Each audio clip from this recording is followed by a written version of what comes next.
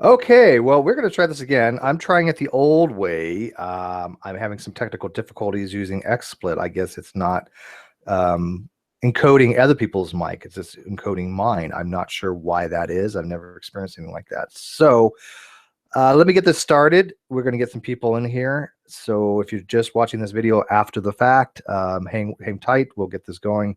But I do need people in the outside chat to let me know if this is definitely working or not. So give me a second here. So live chat, can you hear me? Testing. Let me see if they respond. And no response. Can you hear me now? Oh, okay. So I'm inviting a few people in here. I need somebody else to come in here, obviously, quickly. Gary, I would and put you on.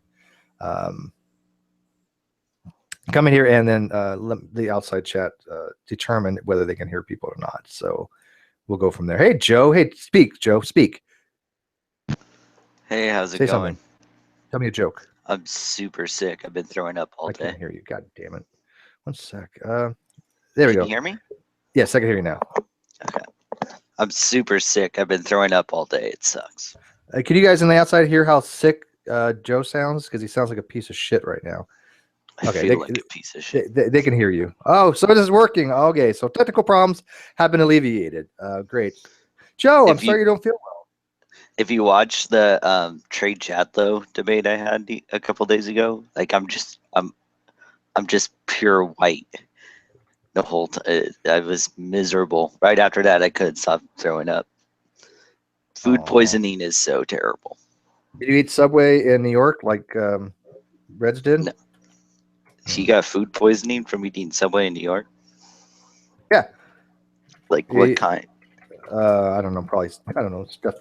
Staphylococcus meningitis.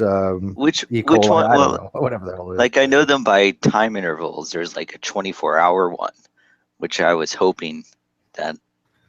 Yeah, most of them take a few days. I've looked into it before, and most of them take a few days, but there is one that actually manifests within 24 hours.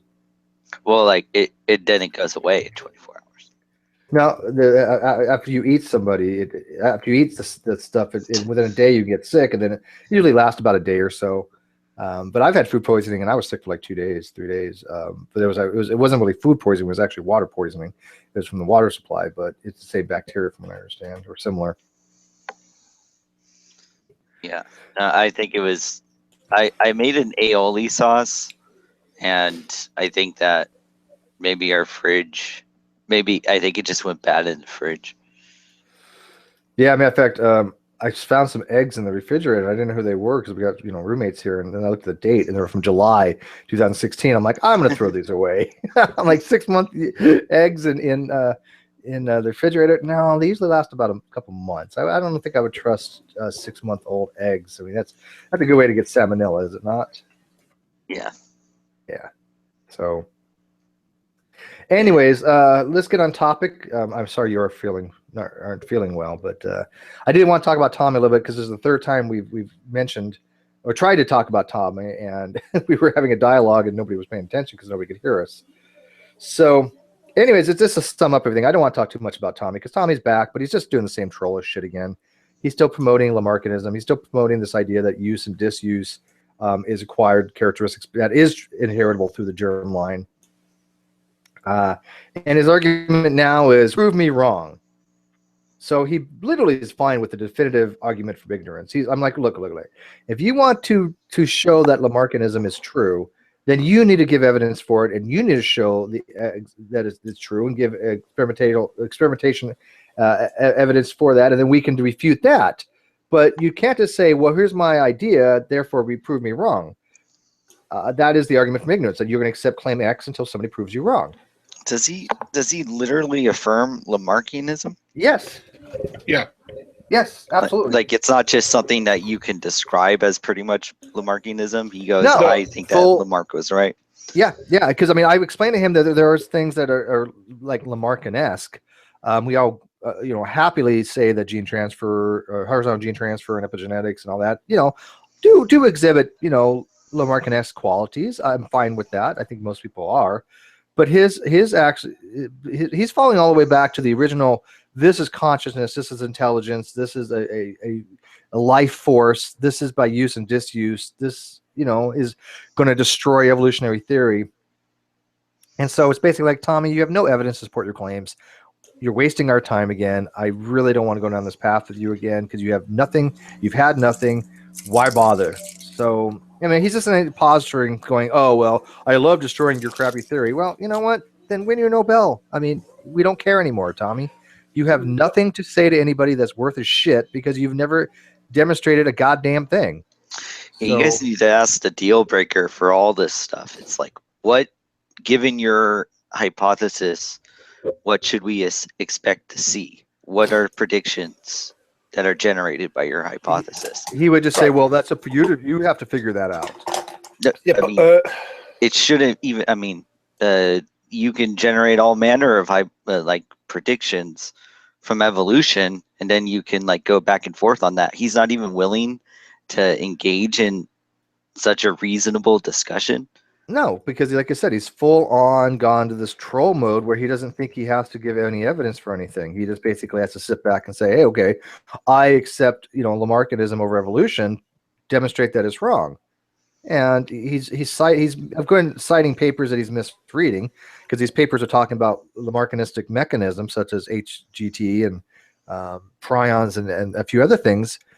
Then he's just saying, oh, look, this is saying that Lamarckianism is true. And no, it's not.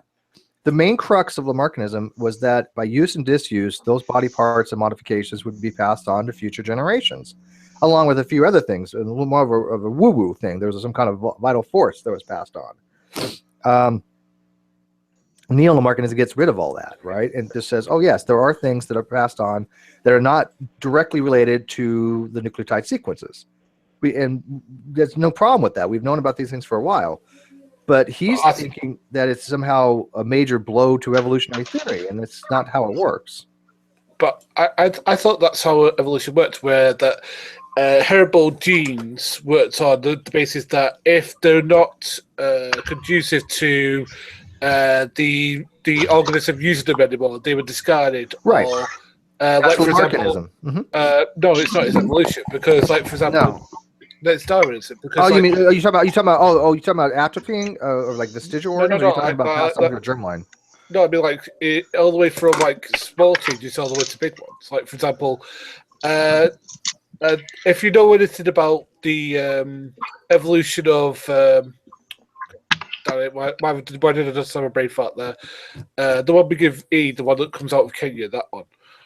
The one that we all have major things about. Neanderthalis? No. The big virus that always kills people. Oh, Ebola. That's the one. Ebola. Yeah, right. Now, if you know anything about Ebola evolution, they always say that it loses things to attack us better, in order that it can better check the genes we have in common with different animals. Now, that's what I've read from my non-scientific eyes. That I've read works. Now, the thing is that again, I don't believe in Lamarckian evolution. This is Darwinian evolution. That things evolve to better fit the environment they're in, or better suit the environment. That is not Lamarckian evolution. Lamarckian evolution is there's a predictive model that you can better. You can't, because you can't know what changes will be better suited to one environment than another. You can't really test that. Whereas Lamarckianism says you can. Right, and Lamarckianism also says again that the crux of it was that certain acquired characteristics, and again, the phrase acquired characteristics is used differently in reference to Lamarckianism as it is to modern biology. In modern biology, acquired characteristics are non-inheritable. They're by definition non-inheritable. But in Lamarckianism, the acquired characteristics are inheritable, and that's what it meant by if you have a use and disuse of a specific body part, that use and disuse could be passed on to future generations. Like a person who works out all the time, right, and gets big muscles, those big muscles will be passed on to the children. We know that doesn't happen. We've had how many observations of childbirths and understanding that does not occur. Yeah, it's a way of describing just so stories. The reason why the giraffe's neck is long is because the giraffe was stretching his neck to get the top branch. I mean, and then that was passed So on through just as generations, well. and it got longer and longer. Right? We know that's not how it works. Yeah. But just because there are things that are not passed on directly because of genes does not make it Lamarckianism. And even though people refer to it as Lamarckianism in papers, they're talking about Lamarckianism mechanism just by being the fact that they're not related directly to the actual alleles, right? They're not related to the sequence of the nucleotides. So that in itself, yes, the things that be passed on. Normally, those things are taken away after a generation or two, right? They don't last very long. But he actually fully epigenetics. Epigenetic stuff. Yeah. It's only for a couple. It's like in like severe circumstances too, right? Yeah. And so he's trying to say that because of all these, extended synthesis stuff, that somehow that is the destruction of evolutionary theory. Yet these concepts have been around for a very, very long time. There's nothing new here. This third way crap that HT and Tommy keep bringing up, it's only about nomenclature more than anything else. And I think that a few of them do try to sneak in intelligent design on this, right? They want to infer intelligent design when there's no intelligent design there. In fact, HT just messaged me. He said, well, if evolution is, because Tommy's like, well, you accept evolution is therefore, if it's random, then it has to be directed, or I think HT did. And it's like, no, just because something is random does not mean it's directed or not directed, or either or. It just means it's not stochastic. So it seems like there's, go ahead. You're about to finish. No, go ahead. Oh, it seems like there might be a tension with the way you describe things, because anything that describes natural phenomena in an anthropomorphized way is going to seem intuitively to support what Tommy's saying, what intelligent design proponents are saying. But I recall you're fine, Steve, with using teleonomic language. Mm-hmm. So I imagine, have you come into some difficulties with the way you'll describe certain biological events or like creatures or whatever in a teleonomic way? Have you seen them just like taking that and run with it? Yeah, and matter of fact, what's funny is you mentioned that because Tommy just mentioned, that this is a bringing back of teleology. And it's like, wait a minute, how are you getting a teleological explanation out of things like, horizontal gene transfer? How are you moving from teleonomic to teleologic that easily? I'm not understanding your argument here. And then he's pointing out that that there's some papers that use the term Lamarckianism, and they're just talking about in general, the fact that things are passed on via, beyond the genome, right? The epigenetics. So when I brought up to him that the main crux of it was this use and disuse, he's like, well, you can't disprove the fact that use and disuse doesn't happen and not passed on. I'm like, that's not my job to disprove your claim. You have to support that. But sure, you can. You can chop off a rat's tail and then breed them. Yeah. It's trivial to do so. Sure. I want to ask a quick question. I want to ask. I was under the impression that Gregory Mendel, his what do they call it, Mendelian genetics. I thought that disproved Lamarckianism because it showed how things went through the genome before they understood DNA. I thought it gave it a mechanism. Like, for example, neo-Darwinism. Yes. Again, he says, like, you a neo-Darwinist? I said, no. So the only neo-Darwinists I know are Jerry Coyne and Richard Dawkins. I've never met one in person. Now, the reason they call themselves neo-Darwinists, they're using the term differently than how I accept the term, because there is different uses of that phrase. The original neo-Darwinism really meant a combination of Mendelian inheritance and cytoplasmic inheritance combined with Darwinian evolution. So it was Mendelian cytoplasmic inheritance and Darwinian evolution. It was kind of the synthesis of all these things together. And yes, that is true, but we do know there's much more than that. And so neo-Darwinism hasn't really been in play a very long time. But when people talk about neo-Darwinism nowadays, they're incorporating everything into this term that used to mean something else. So kind of like modifying and changing the term. So it does have multiple definitions now. So when they're talking about neo-Darwinism, they're not talking about the way the neo-Darwinism was 50 years ago, 60 years ago. Now they're including that as the entire modern evolutionary synthesis, and they're saying that the modern evolutionary synthesis, including the extended synthesis, including common descent, are all included in this thing we call the theory of evolution, right? So that's the main umbrella that they're including everything upon. And I got CRISPR in the live feed. CRISPR, would you agree with what I just said, by the way? Because he's a biological expert. At least knows what the fuck he's talking about. But yeah, like I said, I don't want to talk about Tommy too long. It's just funny that Tommy's back and nothing has changed. It's like the same old shit and worse, because now it's like, oh, well, you have to prove me wrong. And it's like, no, you want to falsify the most established theory of all of history? Go for it. But my job isn't to disprove you. Your job is to convince me and every scientist in the world, well, not even me, but just every scientist in the world, or at least a large majority, that you're right. And so far, you haven't convinced any scientist. I mean, has Tommy Howe ever convinced a single scientific person that he was right on anything? I don't understand why someone would posit something that's clearly a causal explanation of things, but hesitate to explain like what your explanation would predict, what we would expect to see. So there's no reason why you would need to prove anything wrong, because he's not offering anything for you to. That's right. That's exactly what I told him. Thank you, Joe. I told him the same thing. I'm like, you haven't offered any evidence for me to even show that your evidence is wrong. I mean, give me a scientific experiment that has shown that use and disuse can be transmitted via the germline, and then we can go from there. Like, is it a secret? I don't get this. Like, no, you have to prove me. It's so weird. Like, usually the way the scientific enterprise works is you have a hypothesis, and you want to say my hypothesis dick is bigger than all your other hypothesis dicks. Watch it be like an alpha hypothesis and make all these predictions over your stupid hypothesis. You don't want to come in and go, well, you have to prove me wrong, or you have to make the predictions. I would have even understood his argument better if he used mutationism, because that was actually the challenger to Darwin for many years, until they found they synthesized it, and obviously mutations was a part of the evolutionary process. But there was a real effort in the scientific community that thought mutationism was the answer over natural selection.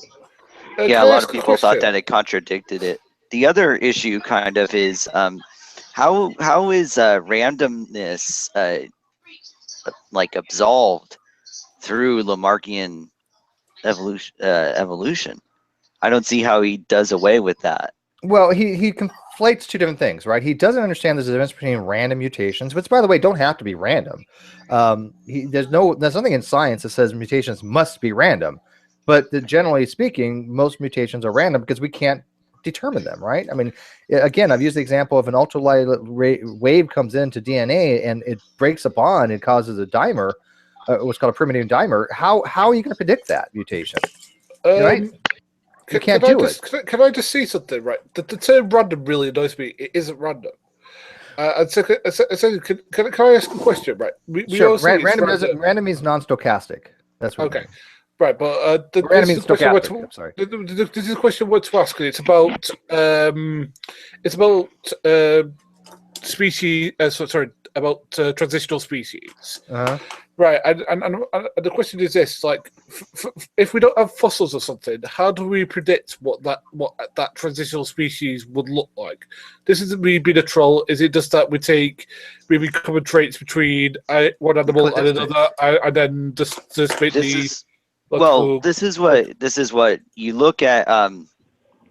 Usually, what happens is, like, when you establish a taxonomic framework, and you claim that this group is more related to that group, it's a reasonable inference to conclude that the ancestor connecting those two groups has important traits found in each group, but lacks certain traits that you want to claim are derived, are the traits that were that became, like, I guess, fixed in the population, or became beneficial in terms of reproductive success to perpetuate over generations.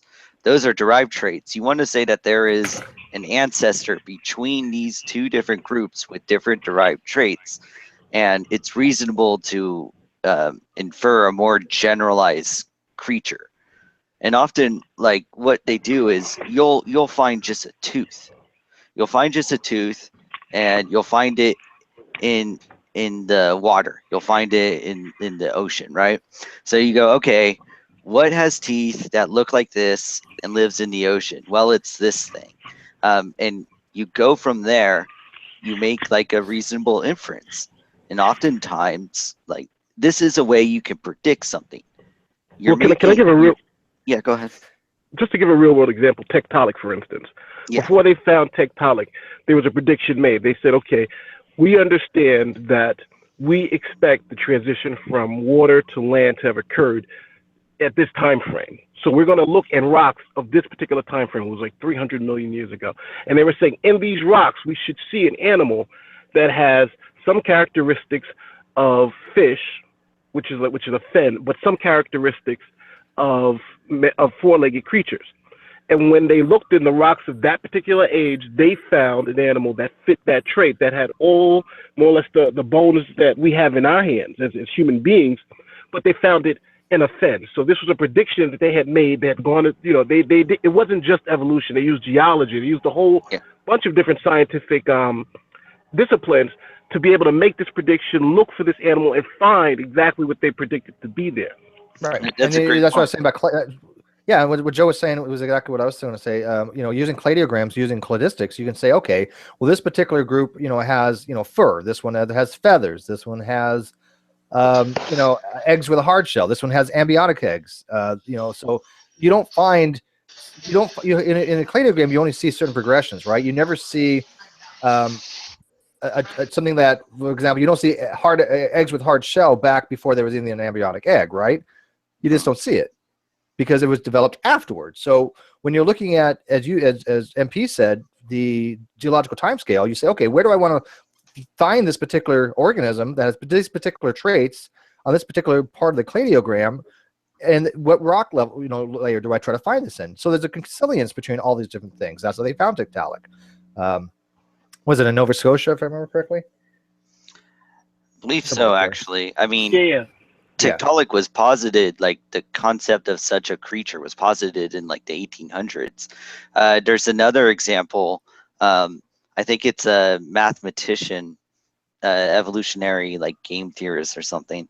Some guy conceived of a eusocial mammal, mammal with characteristics consistent with eusocial insects, and posited all these attributes to such a creature. And someone told him, dude, those are naked mole rats. They have that behavior and they do these things. I mean, this guy used just math in order to postulate this mammal that acted like insects. Consilience is a great thing to identify in your explanation. So, Tommy, if you're listening, these are all things you should want to talk about. You shouldn't just go, no, you have to disprove me. He just throws things out there and sees what stick. I mean, he just like told the fact, But these people who attack evolution, I always think they fail to understand that evolution works not just within itself, not just within its own parameters. It works with all of science. You can use geology and all these other attributes of science to also make conditions. It works with chemistry. It works with all these physics. It works with all these other disciplines. And if you're saying that it's wrong, you indict the other disciplines too. That's why he's a younger creationist, though, right? I mean, it has goodness of fit. It fits well with our background knowledge. Like, it makes sense that the geologic strata that we see is consistent with certain fossils, because we've identified this strata as once being a swamp or something.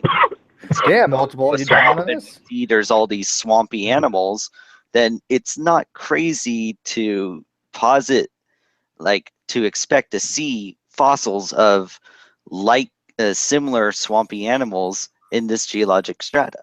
And that's not crazy, and it should actually be kind of easy to do if you are presenting a hypothesis that you think is legit. Like, what does he do? He just points to specific articles. He doesn't Yeah. like. Yeah. Does he? Is there a person who's promoting the specific concept that No. he? It's Tommy Hall skims abstracts and titles. He doesn't actually read articles. He actually got, and the way that I prove this is that he does this for anything. It's not just science. One of the articles that he had posted a while back had to do with Canadian politics, and he was indicting the leftist liberal libtards for allowing homosexual whatever, when in fact it was something in Canada that had been happening for quite some time. And so when I pointed this out, he was like, "Oh well, it's the same things happen in America too." Like he had completely missed that the topic had to do with another country.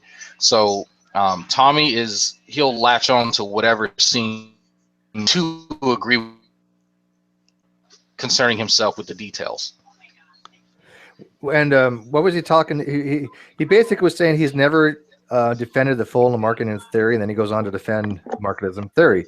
It's really strange. I literally copied it. Like he said, well, I've never went on to defend the full theory, and then he states like the core tenet of Lamarckism as what he agrees with. I'm like, you can't on the one hand say that you don't, and then go back and cite the core. I mean, the literal definition of what it is. And that, I guess he doesn't understand what it is. I don't know. Tommy confuses me. Because it's funny because he cited a paper that talked about CRISPR and Lamarckism, and yet if you read the paper, I mean, I skimmed it, but the only thing they talked about was there was Lamarckian mechanism was horizontal gene transfers, and mentioned prions and mentioned epigenetics.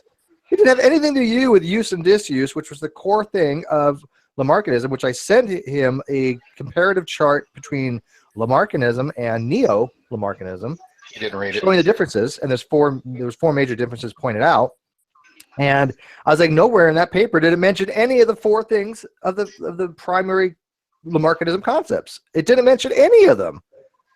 So just because they used the word Lamarckism to say, okay, these are Lamarckism type mechanisms, because yes, Lamarckism does include things of acquired characteristics being passed on through through inheritance.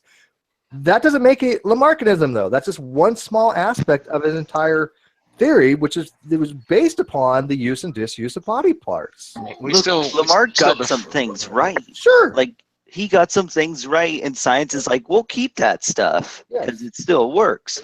Yeah, it's the same thing with Mendel and genetics. Like, Mendel did not understand how DNA works. He called them particles. Like, he thought that you got a part, and he called them particles. One particle from your mom, one particle from your dad. And today we now know what he was trying to refer to and just didn't have the technology to. So yeah, we still take bits and pieces of what was right and then just, put it through a filter to get the most accurate depiction of reality. Yeah, he's like, Steve's lying. I don't defend use and disuse. You just did in a comment section, dude. Are you kidding me? You were just talking about how it's use and disuse. I would have to disprove it. I mean, I have everything here. Do you want me to screen share this, dude? Oh, by the way, Tommy, I have a standard. If it's a case that a theist doesn't want to come in here and present their views because they don't want to get ganged up on, if they're not horrible, if they're not horrible people like Darwin's deity or something, I will try and I guess be the wingman to the theists and make sure people aren't over talking them. You'll help out. I'm down to do that if it will make theists more comfortable to come in and throw down on this stuff. He's DTF. So here, I mean, Tommy's just saying that I'm lying here, right there. So you don't know one way or another or the other if use or disuse theory are right or wrong. You can't prove your claim via science, so you don't know one way or another if use or disuse theory are right or wrong. You're basically, again, throwing this out there that use and disuse may be plausible. It's not. It's been disproven, Tommy. So you are supporting this position of use and disuse, right? I mean, Show me where they prove it's wrong via multiple generation scientific experiments on animals, right? Well, okay. You have to show that this mechanism is true via multi-generational scientific experimentation on animals. Not us, but we can do that very trivially.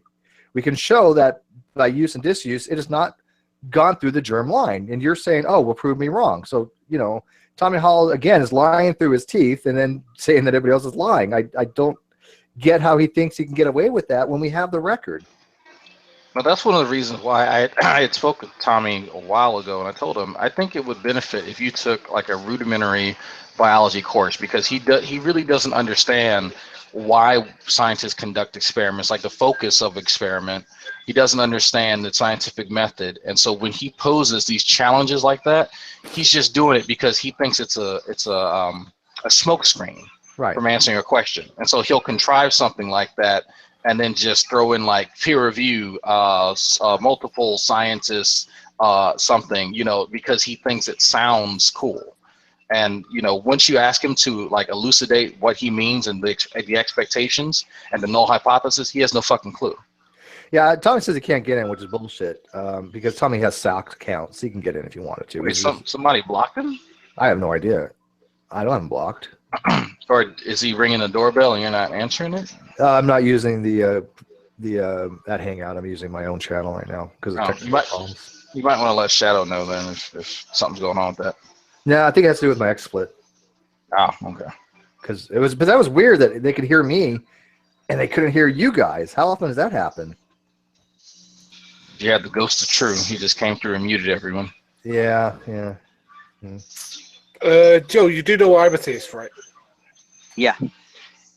Right, but again, I said that evolution happens. I mean, Yeah. I do have questions, but they're more like biological, filling the gaps of knowledge I have. If I made it seem like I was saying it's only like all theists are like criticizing evolution, I didn't mean that. I'm just pointing out like in general, it's theists who are concerned about coming into the room and expressing a more skeptical view. Yeah. But anyways, actually, I would say the majority of Christians actually believe in evolution.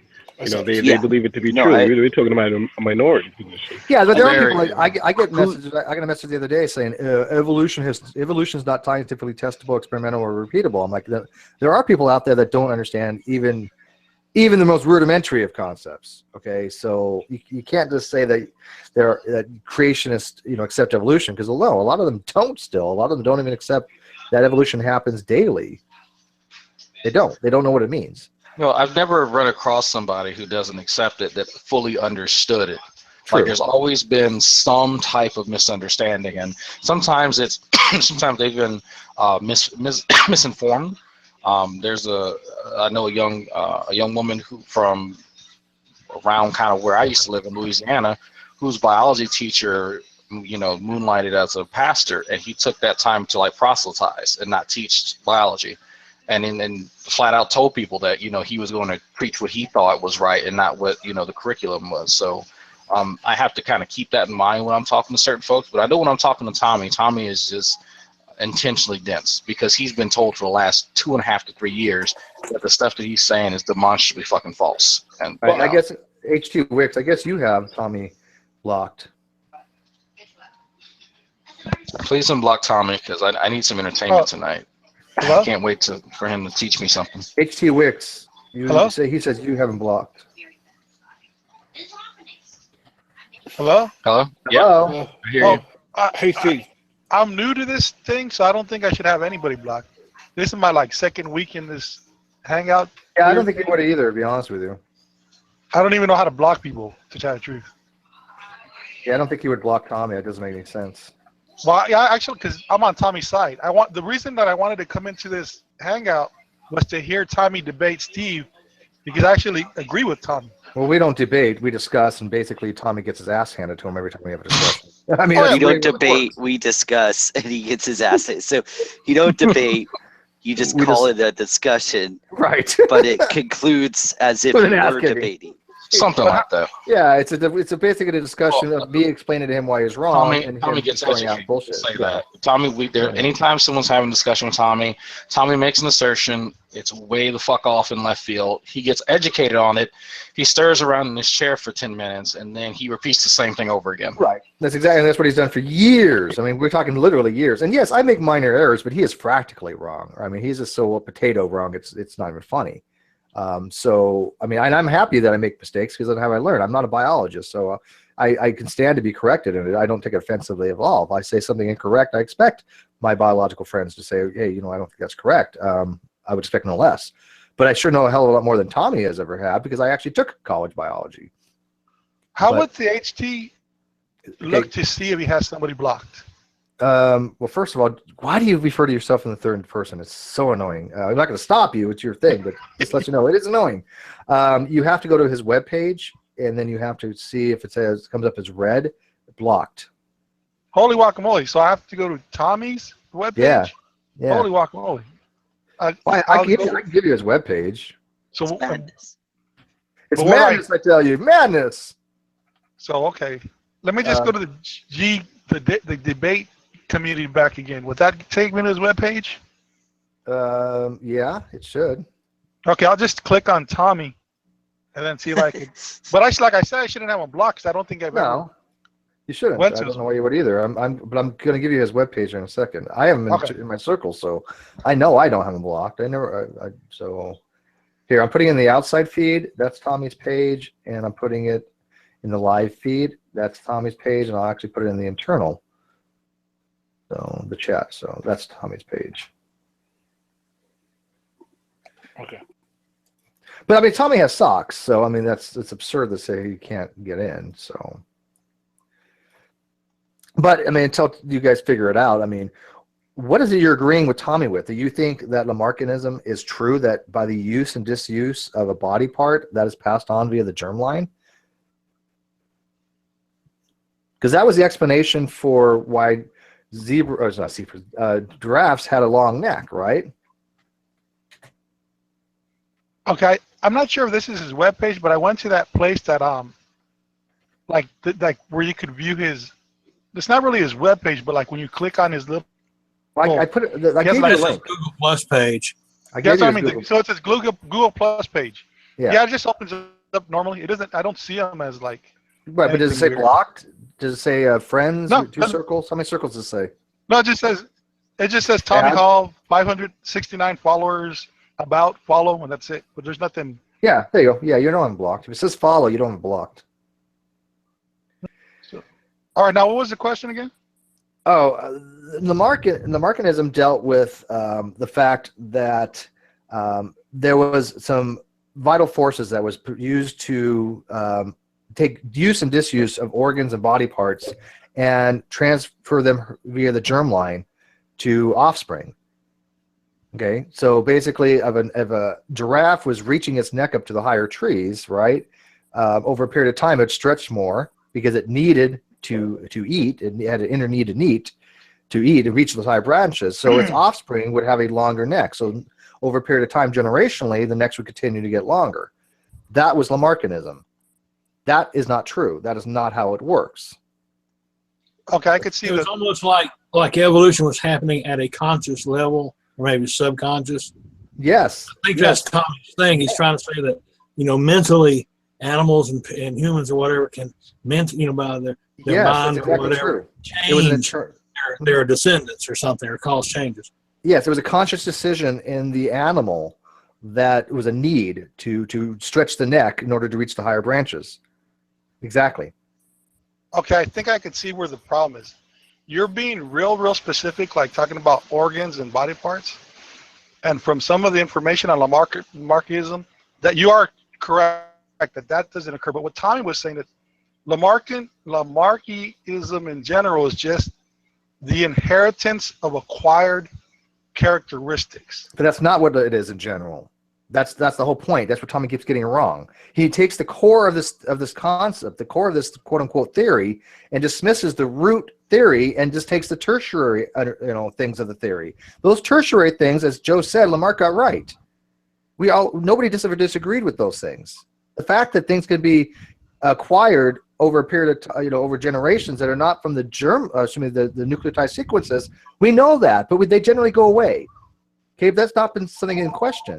But that's not what Lamarckism is about. He's taking a very small part of it that, as Joe even said, Lamarck got correct, and that we have never said what he was wrong on, and running with that rather than saying, oh, yeah, well, you know what, the core theory is completely wrong. Yeah, Lamarck got this right, and we'll establish this in neo-Lamarckism and move on from there. He wants to go back 150 years to a outdated idea. And Lamarck's idea was good at the time.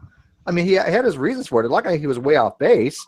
He had observations. He came up with an explanation for it. His explanation happened to be wrong, but he at least was giving something semi-valid by looking at what he was observing, right? He wasn't so far removed from reality. Tommy's very far removed from reality because we have more knowledge now that explains that doesn't happen, that use and disuse of organs and body parts, and he wants to go back to that because he even said in that message to me, well, you haven't proved that that use and disuse isn't transmitted via the heredity. Well, yeah, we have disproved that, Tommy, countless times over. Okay, here's the thing, Steve. The problem, I think, is that you're more actually you agree with Tommy more than what you think. In other words, explain this to me. In other words, everything that you're talking about right now is third way type stuff, and everything that you put in your links. So the debate between Tommy would be more. In other words, like let me give you this thing right here. Before, what me and Tommy consider neo-Darwinist thinking, where people think that all the traits that you have to occur through sexual reproduction, where there's a change in the DNA sequencing.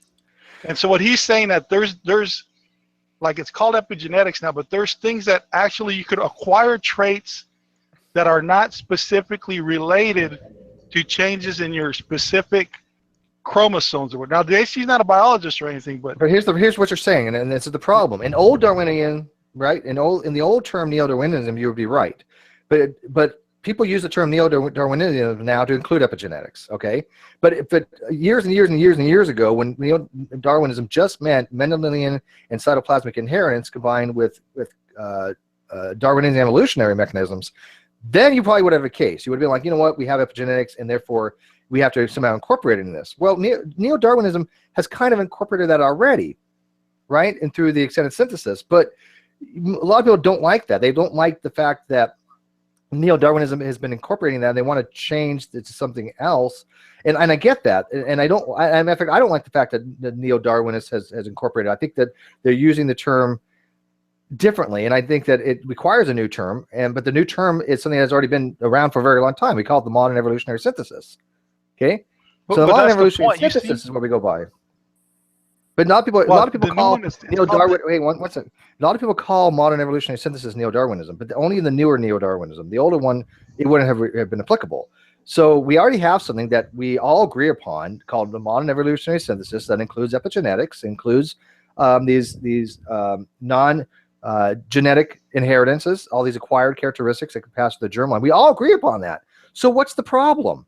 What is being falsified? What is being changed here? If everybody agrees that under modern evolutionary synthesis, we have epigenetics and we have evo-devo and we have all these extended synthesis things.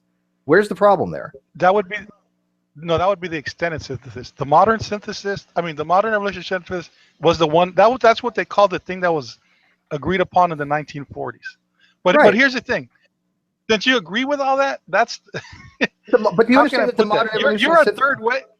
No, I'm not. You're basically a third. Do you understand? Listen to me carefully. Do you understand that the modern evolutionary synthesis incorporates epigenetics? No, that's where you're wrong, Steve. If you look up the term modern evolutionary synthesis, that's the term that was given to the 1940 neo-Darwinian view. But so what you're saying is all that new stuff that you're accepting is basically third way. So you're claiming that even environmental development is not included in modern evolutionary synthesis? No, look, just do me a favor. Wait, look it up. Okay, I did. Modern evolutionary synthesis, Wikipedia. Here, yes. Environmental development. This field is called evolutionary development biology, or evo-devo. And you're saying that this is not part of the modern evolutionary synthesis when Wikipedia has it right here that it is? Now you just put in modern, right? Let me put this in. Here, Wikipedia, right here. Wikipedia is simple. Let's see that. Look at the very bottom, and let me see if I can find it in the regular wiki, because I just did this really quick.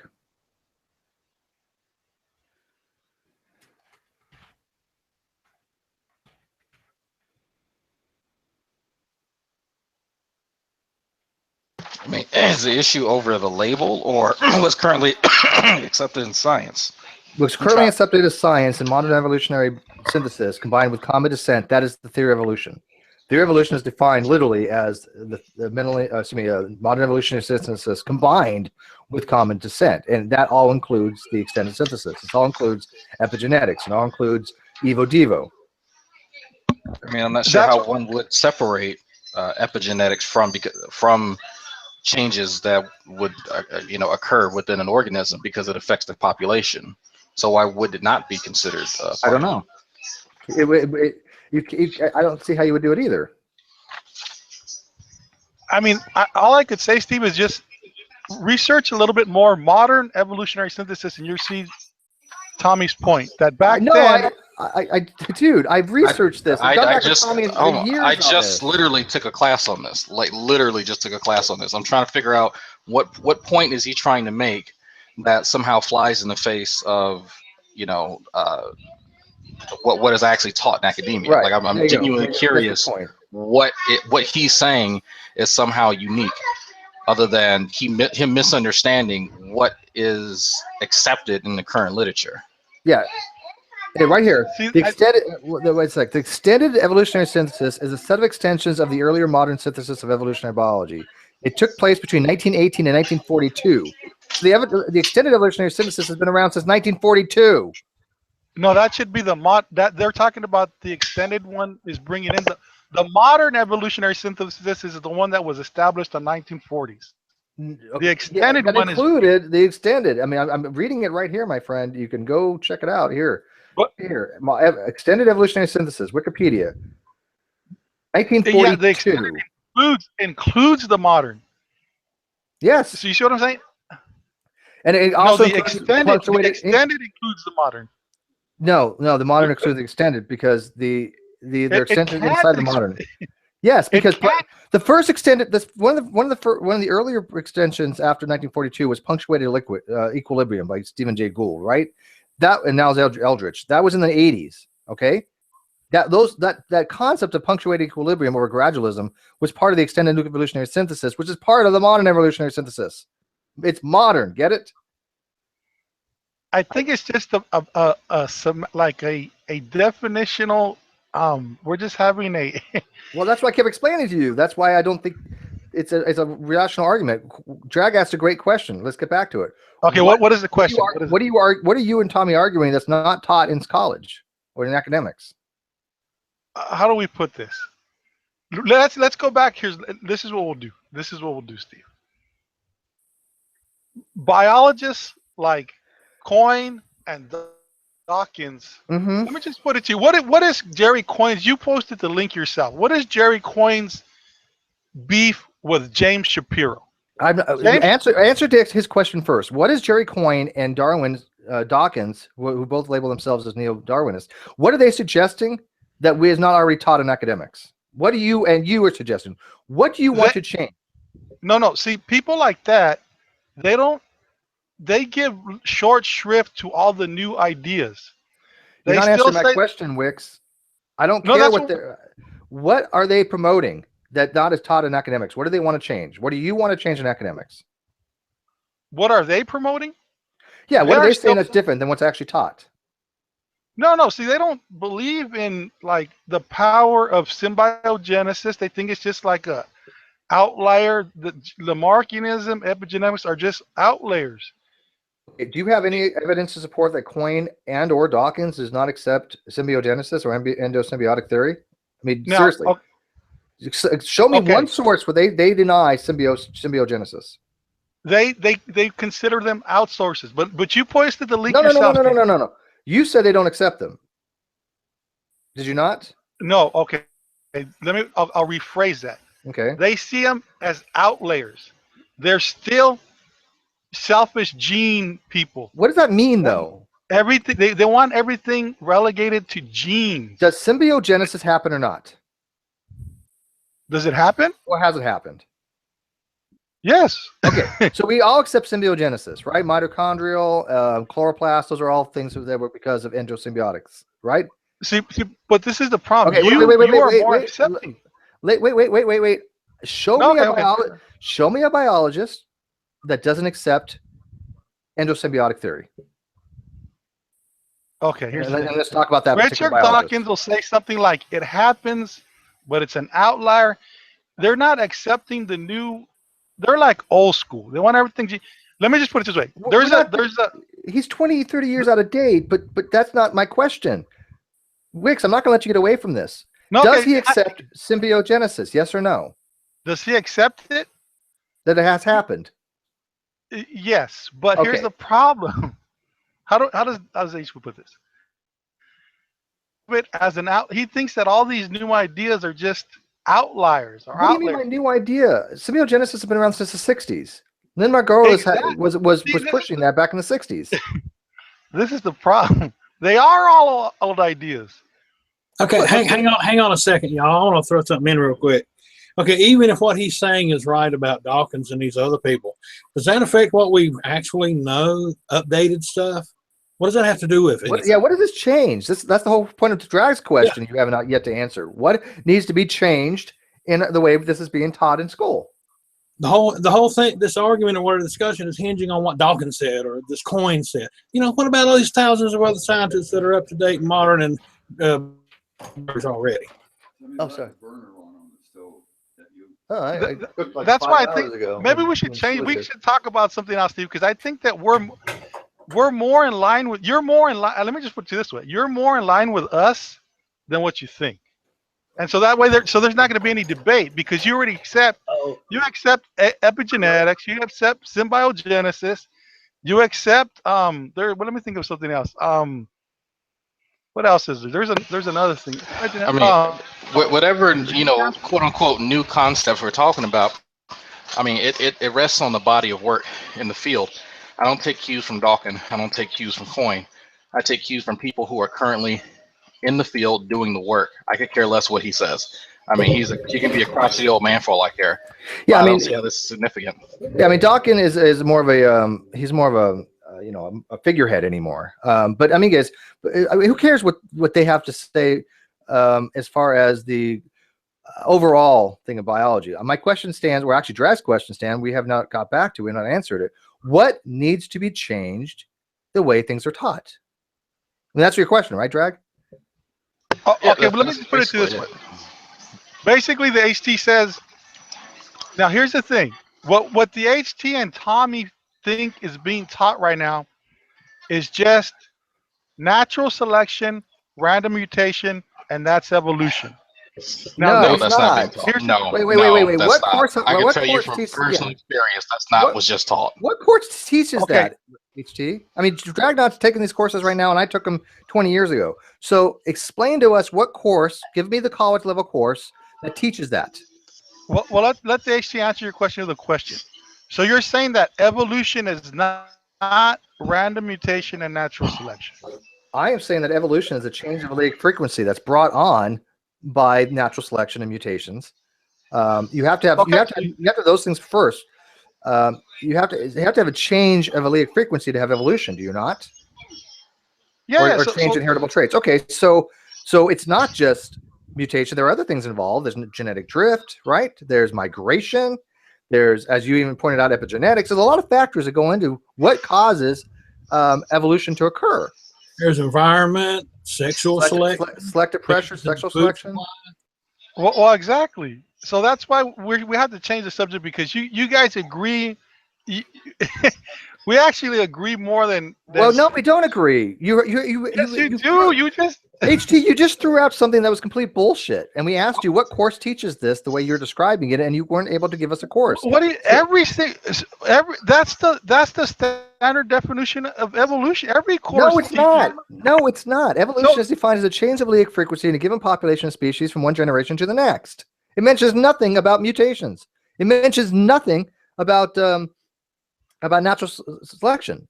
Holy It wow! mentions So you're nothing. Give me.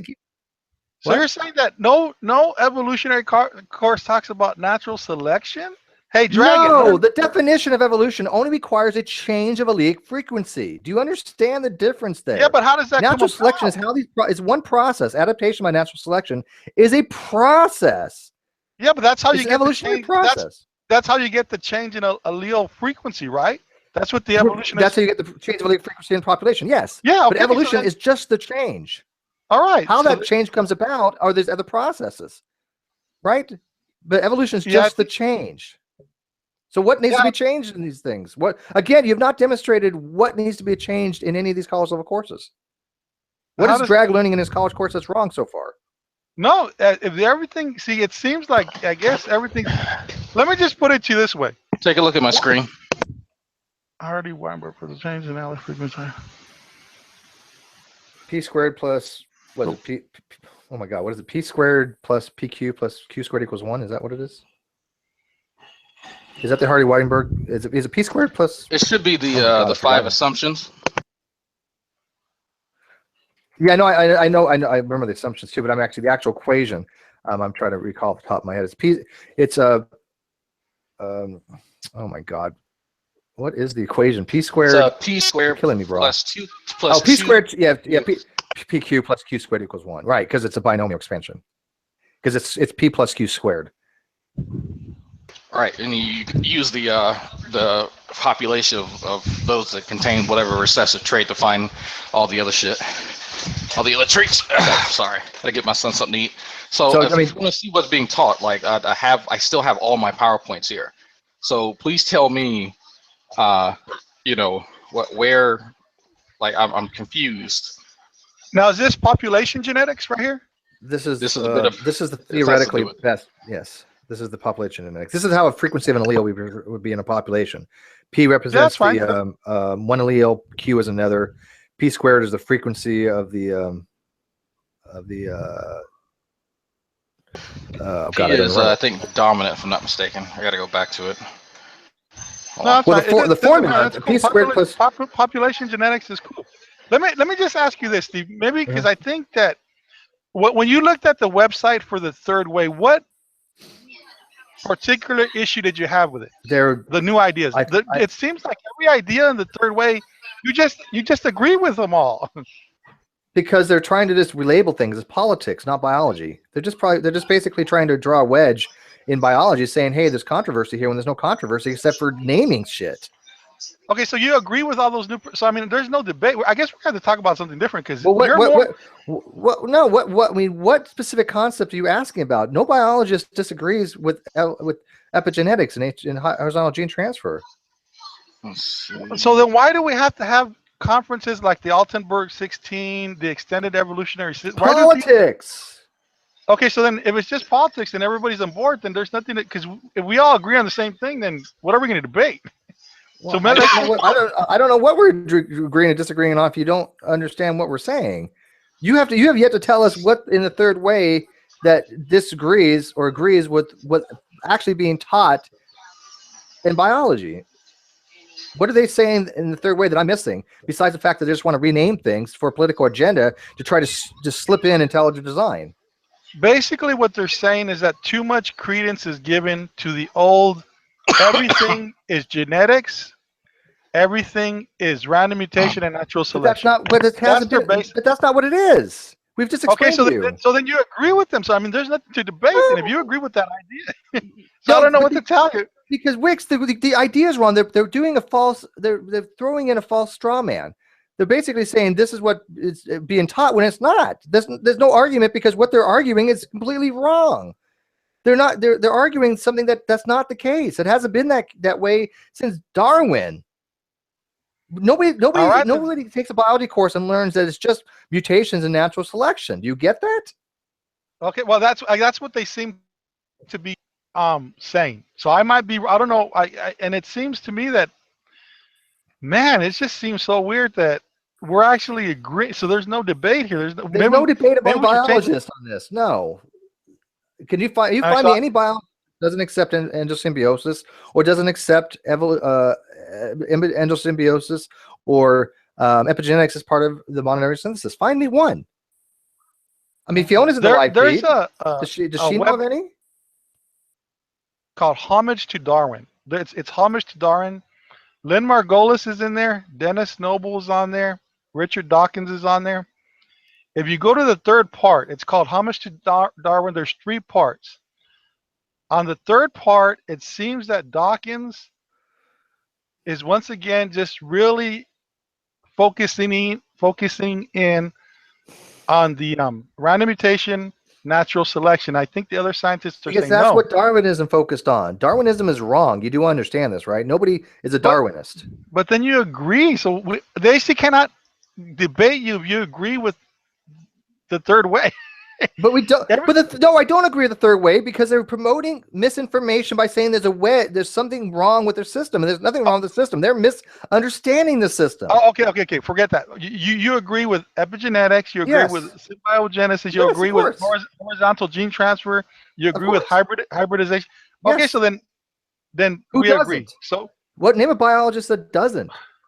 I don't know of any. well, that is Drag, just do you know of any? So why? The things I'm he so just said. confused. The things he just said, Drag. Do you have any issue with them, or do you think Fiona would have any issue with what he just said? I'm honestly just still baffled. I'm still trying to figure out what's going on. Honestly, I'm not even lying. So why? Hey, Steve. So why do you think Jerry Coyne and James Shapiro have a beef? Politics.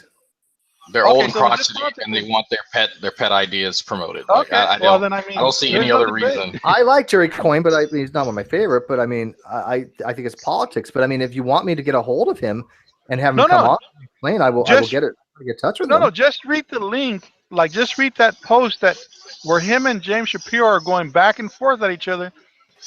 And I want to know why. Why is that? I Why have are they? no idea. What does it matter? Probably they both have a pet idea and they want it promoted. So if you spent, I don't know, X amount of years working on a concept within biology, and you could have your concept smeared across every textbook across the world, well, of course you're going to promote it. Like that's scientists aren't, immune from being prideful, beings. So Yeah. I'm not sure how this has to do with, the actual meat and potatoes of what makes a scientific concept what it is, because I mean you can put more emphasis on something and still have it relate to what happens in reality, or I should say, well, best describes what happens in nature, but with the spin kind of that you want, because you feel that there's not enough focus on it. Like, for instance, a lot of people now and academics want to push towards Sam's field of bioinformatics. There's a huge push for people to go into Sam's field. And even today, when I went in my genetics class, there's a huge push for incorporating bioinformatics. So, that's something that people do, but that's kind of part of the politics. It really doesn't take away from, the rest of the course, but that's just, people and how they interpret, the direction that folks are going in. Yeah. So what? Again, if you can give us anything that being taught academically that goes against what you said, please let me know, because that's the real crux of the matter. I think we all accept what you mentioned. Can you show me a college course that doesn't teach those things? What says No, are wrong? I mean, so it's so weird. Yeah, I don't So, think it's that weird. I don't know why you think it's so weird. Well, because it just seems that people were so wedded to the what the crux of the matter is, like maybe Tommy. That's why I wanted Tommy here, because it does seem with the. Are you breaking up, or is that me? No, he's breaking up. Okay, you're breaking up. Organism. Sorry about that.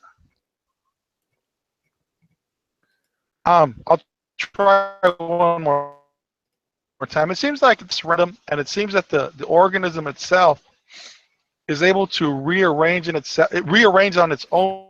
I don't want to say its own volition, and that it doesn't think about it, but its own. How does this happen? Whatever. What's that? How does this happen? Where do you see that? What evidence do you have to support that adaptation comes from the organism itself? Because you do realize that adaptation is a population function of population, right? A single organism cannot adapt to anything. Do you know that? Do you know who Barbara McClintock? Do you know who Barbara Yes. McClintock is? Yeah, she was promoting the idea of jumping genes. Yeah, that's what I'm saying. That's like, it seems that the corn in her experiments restructured their own DNA to fit their environment. But that's not adaptation. I think that particular breed of corn, if I'm not mistaken, had that ability to do that. Yes. And that was kind of a special case. Yeah, Like, she was very much into corn. Not a lot of organisms, and Fiona's in the side chat, and I want to say she and I had a conversation about that very special corn. That's one of the few organisms that can actually do that. Yeah, and that's still not adaptation, right? That's not called adaptation. Adaptation can only be if a population adapts to its environment under selective pressures. You cannot have a single organism adapt. So it makes no sense to say an organism is internalizing some kind of adaptation. It makes no sense that way. But it seems like the whole jumping genes is not adaptation. I mean, how does? I'm trying to figure out what the connection is here. Like with where, what are you positing exactly? Is what I'm trying to figure out. Like for the last half hour. I think they're kind of yeast or some kind of paramecium that was able to. Let's actually put it this way. There was an experiment with, I don't know if it was E. coli or what. They took away the genes for it to have a flagellum. And then they put this microorganism in a culture where it needed its flagellum. So it rearranged its genome to reproduce the flagellum. So it seemed that the organism itself took an active role in manipulating. It makes no sense because, and show me what you're talking about, because think about this. If the organism already possessed the ability to have a flagellum, right? It already was in the genetic makeup, then why would it have to rearrange anything if it already had it? No, but because they took it off. The scientists specifically, let me see if I can find the actual article. In other words, it seems like with the new ideas, it's less random and more. It seems the organism knows what it's doing. Well, that's absurd. I mean, I'm not sure if you're applying some type of sentience to its proteins. Like, I'm not sure how that. Well, no, I take that back. But it's. How would an organism do that? I mean, can you arrange your? They're able to do that. How did the corn do that in Barbara McClintock's? Jumping genes. These genes were what are they? Transposable elements that jump from one thing to another. But the organism, the corn didn't consciously do that. This is the way the genes are. Let me.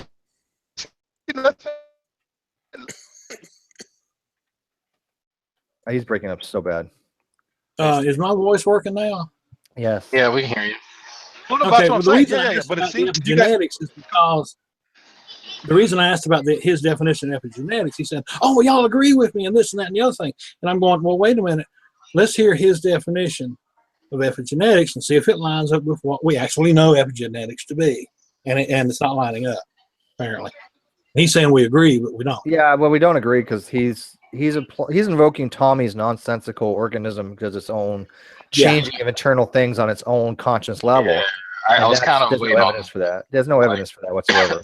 Because I've asked Tommy about that. I was like, so each cell is conscious. It possesses its own consciousness and it knows what it has to do, and it's not simply responding, to chemical stimuli. Like that sounds counterintuitive to everything that we understand in cellular biology. Like I don't know what else to say about that. And I asked him, well, Tommy, is there some kind of proof? Well, no, you just look at it and you just figure out it's common sense. Like that's the kind of rationale that Tommy has about this. If he sees something move, it must have a brain somewhere and a mind that is making it move. Hey, Dreg, didn't he say that he wasn't promoting full Lamarckism and called me a liar for saying that he was? And did he not just write to you a few minutes ago? Quote, "It may not be the physical strength and muscles, but it is bigger shells that are acquired and then passed on." Yes. That sounds like just use and muscles. I mean, he's literally promoting. To me, it sounds like Lamarckism. So it sounds like, and that's why I think I put in there like he's promoting the core tenet of Lamarckism. Like you can add some of the other concepts that Lamarck threw in there, but one of like the core things that he was promoting for his concept to rival Darwin's theory was the idea that an organism developed a trait in its lifetime and directly passed that trait it developed to its offspring. And that is what Tommy, for the second time now, has promoted. And I'm like, you can't say that you're not promoting Lamarckism when you take his core idea and then fucking repeat it. I don't. Yeah, because any changes to the genes or genome or whatever has to happen in the germ cells themselves, the sperm or the egg.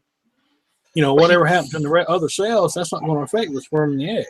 Tommy thinks that there's some type of, I don't know, signal or something that's sent from somatic cells that travel down to the gametes, and so whatever. Remember, we've asked him that.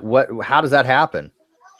Yeah. How does it get from somatic to the gametic cells? I don't know. I don't know. It just does. Stuff just happens. That's what he said. No, that's what he said. Yes. I know. He says it for everything. Like, we've asked him that before. He's like, I don't know. Why don't scientists look into that? Okay. Well, you evos need to find out. I'm like, Tommy, that makes no fucking sense. Like, look into what I could look into why my gut bacteria smells so bad. There's no reason for me to even go that route when there's no evidence for it. Tommy imagining X, Y, and Z. It's all the tacos you eat. Well, that may have something to do with it. Yeah. I was actually thinking about doing an experiment to see if my gut bacteria was unique to me and contained some of my DNA, which it should. But I'm trying to devise a way to present that, because I have a genetics project due at the end of the year. You know, what you should do? Can you basically determine the distinctiveness of an individual by their gut flora? I mean, could you like say, okay, by this, because they have this particular bacteria, that you could match it up with someone else? I guess you could theoretically do that, couldn't you? But where on the genome would I look? Like that's the thing, because we can send our samples off to get them sequenced to, I think it's Central University, Oklahoma or something like that. But I'm not sure where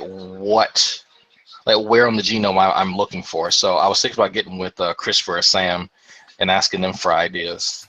That'd be a good idea. On how to do that. Well, now the bacteria would have their own separate stuff, DNA, and right. whatever. But he would have to sequence the bacteria and then see, okay, which are these particular bacteria with this particular things in their genome, is this specific to him?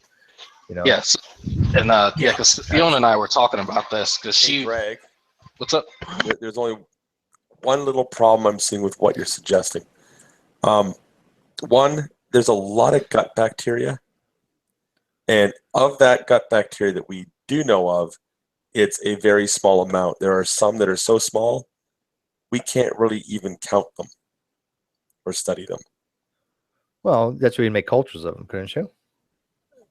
Yeah, there's even gut bacteria we don't even know what they do. Yeah, I'm talking about for the ones that we do know. Like we know that there's I'm having a brain fart now, playing WoW and trying to talk science. I just know H. pylori, but that would be in the stomach. And that's what causes ulcers. Well, yeah. Well, the samples that I'm talking about are more, how can I say, lower GI. They'd be easier to get. So, yeah, I'll try to think of ones that reside in the lower intestines, in the colon. I have to look it up. I'm not gonna sit here and pretend I know microbiology of the GI tract. Hey, we got something new. Hunting dogs. I just approved you to the community. What say you? Hello, how you guys doing? We're doing well, thank you. I got a few months to think up what I'm going to do, and like I said, I'll probably talk to Sam sometime tomorrow and figure it out. Did you want to add something to the convo, hunting dogs? I was basically just listening to what you guys are saying, but I do find this stuff very interesting. You know, biology is. Wait, who is this? It's Incorporated. I'm about to say it sounds like Incorporated. Why was I placed in timeout? Is that you, Incorporated? How's it going, Dragonite? How many accounts do you have? 55,000. I mean, it sounds like it. I'm just kidding. So what do you have tonight to add to the wonderful conversation? Well, you know, I always found evolution very interesting, as well as life's ability to adapt and mutate, that kind of thing. And I just wanted to be a part of the conversation. Whenever you guys get together and talk about this kind of stuff, honestly, I'm very interested in it, and it's very interesting to me. Thinking about doing a series on basic biology, going over I think I still have my PowerPoint still being shared right now, but the ones just like this one, and explaining it to folks.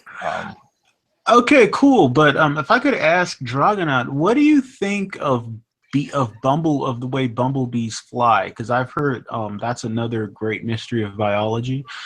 They still I guess. I guess that they're not physics, supposed not to be biology. That's physics. That's well, more physics as biology. well, but it's related to biology. But Yeah, that's been way shown. Yeah, we've explained that long. Yeah, we've had the explanation for bumblebees a long time ago. They have enough ability on their wings to carry the payload, right? So it's a loading factor. Okay. Their wings can actually generate enough lift to support their body weight. So this has been a myth that's been promoted for decades that bumblebees shouldn't be able to fly according to physics. If you actually do the free body diagram on them and you do look into the physics, they can fly. We were able to show how bumblebees fly when we had better slow motion cameras. Yeah, that's true too. We were able to slow down and see the wing pattern. And also the way it was originally figured out was literally on the back of a cocktail napkin at a party. However, they were figuring out how bumblebees fly and applying the physics of how airplanes fly. Which is we later figured out it's how helicopters fly. Oh. Yeah, if you look at different flight pattern, the wing patterns of different birds, you'll see that they use different types of patterns, right? In fact, you can look at each pattern is recognizable, distinct side of a bird. But the way a plane works is it produces a low pressure area underneath the wing and a higher on the top. Vice versa, because of the contour of the wing. That being you apply Bernoulli's equation, it actually produces a lift. Okay, but that's a different principle, as he just said, of how a helicopter works. So the fact that they thought they didn't understand maybe at one time why bumblebees didn't fly. Once they were able to do a little more testing of it, they were like, okay, this is how it actually works. But yeah, they have enough lift to actually fly. But it's not, okay. I heard that, but I heard their method of flying is also very inefficient. That although they can fly, they use more energy, I guess, than other insects. Well, they've made it this far in evolution. Yeah. So I guess it works.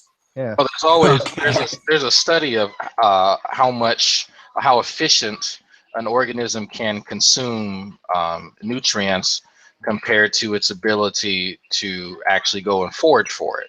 Okay. And it's supposed to yield. You're supposed to have a net positive yield for that, but that's not always the case. And for those that have that yield a negative net, are going to be subject to less fitness than those of the positive ones. Doesn't mean that they're just automatically going to die and go away, but it means that they're not going to be as well suited for that environment. Okay. And for a bumblebee, all you got to do is you got to look at the frequency and the amplitude of the motion, right? So you can do one of two things. You can either flap faster, or you can flap harder and have a bigger amplitude, right? More up and down motion. So bumblebees have a higher degree of motion up and down on their amplitude, causing more of a lift. Okay, that makes sense. Given it makes sense. Especially what Dragonaut said about the energy deficits. That it makes sense that an organism that uses more energy to forage for food would be less fit because they use more of incorporated. You're also are you looking at a single bee, or are you looking at the total energy expenditure of a beehive? Oh, that's our buddy Incorporated. Why don't you say that? Oh, how many freaking socks you got, bud? That's what I saw when I first came in. Hold on, he's got a voice. He's got a whole sock. Hold on, let me answer him. That's fine. 59,000. 59,000. No, that's fine. I mean, whatever. But go ahead, continue. I'm just kidding. It makes sense because if you look at other animals, that's one thing that always intrigued me as well, was what Dragonaut brought up about the energy deficits. Is it's just Dragonaut, by the way. Yeah, Dragonite. No, Dragnot. Yeah, Not Dragonite. If Yeah. you look at Dragonut.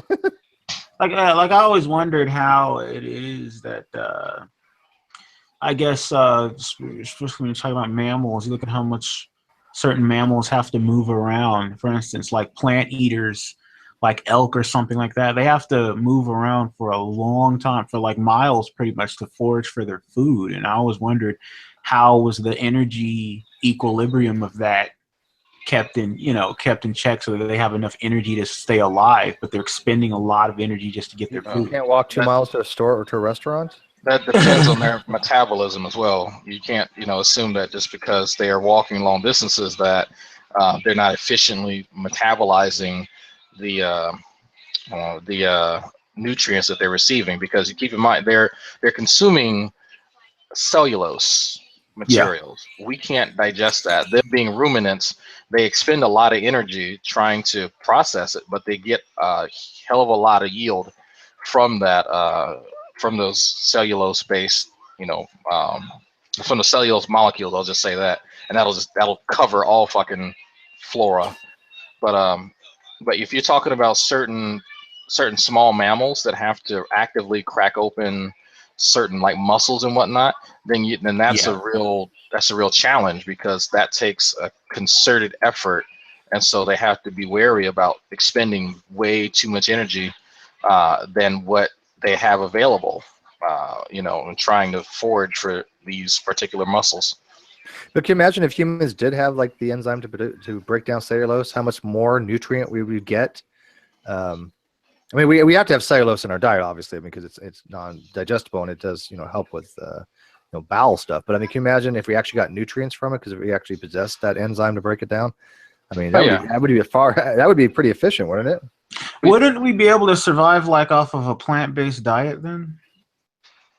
You wouldn't in most cases, but we would still run into certain deficits, and I'm at a loss for the one that I'm trying to think of right now. But we can run based off of plants. It's not the most efficient way, because you have muscle tissue, which is multinucleated, and with that you have an abundance of amino acids that you typically will not see with plant food. So when people kind of start to suggest that, well, we can possibly just survive on plants, well, they forget there's not too many plants that I can think of that are multinucleated like muscle tissue. And by the way, you're thinking of vitamin B12. Yeah. And Steve, Plant doesn't. Yeah, you can't get, if you're pure vegan. My sister's a vegetarian, almost vegan. She looks like she's death warmed over. I mean, yeah. Steve, if I may, just for anybody out there who is watching, what Dragnot just explained, do not repeat this to a vegan. It will end in screaming. Yeah, I think veganism is ridiculous. Just let it go. Let them have their salad. We're an omnivore species, and like I said, my sister is almost a vegan, and she looks like hell. I'm sure she doesn't get the proper nutrients. Yeah, I've had these conversations before, and it's like, you know what? I understand you have a particular ideology, but like biology says something a bit different. If you have two people standing side by side that have been on different diets, one of them is a vegan, you can always tell the vegan. Always. They just look gaunt. They just look, Yeah, I'm pasty white, thin. Yeah. Trying to figure out, like, and maybe somebody in the chat knows, but is there a multinucleated plant, or a plant that provides a rich source of amino acids that can be deaminated and used for its amino groups? Because I mean, that's something we need in order to make new cells, to make new cells that contain DNA. Like, I don't understand or maybe I'm just ignorant to plants that have an abundance of amino acids. That may be it. Well, they call them plasmodesmata in the cytoplasm. That's what they would consider to be multinucleated for a plant. Yeah, I was under the impression that the appendix, that was the organ that was used back when we were mainly plant eaters, the way chimpanzees are, that it could extract the nutrients from dry roots. Chimpanzees eat meat too, by the way. Yeah, but that's not the main part of their diet. They do eat it, but I mean, they eat it far less than we do. It may be due to availability, not due to choice. Okay. I mean, I'm not. I've only had when chimpanzees do this, they have to first get up the gumption to usually go get a stick, and then find something to beat with said stick, and then eat it. Yeah, have you seen the fangs on them babies? Look at gorillas and how big their touches are. Yeah. But hey, but Incorporated, I thought you were aren't you a younger? I don't remember young Earth or intelligent design advocate. I don't know. I've heard other people say that. I don't know where that theory came from. Oh. But I've always been an atheist. I've never been a theistic or a young earther or any of that stuff. Always. So maybe people just confuse me with other people. No big deal. Possible. I don't know. But I don't know. People who have that kind of lifestyle with the veganism, more power to them. I can't do it. I'm not even gonna try. Like I love New York strip steak. I will do nasty things to people for New York strip steak, cooked medium rare.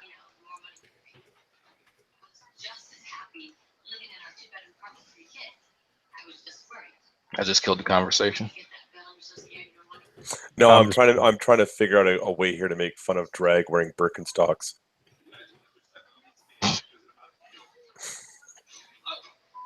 The people that are vegans or vegetarians, don't they have to take like supplements and stuff to kind of make up the difference for what they don't get from meat?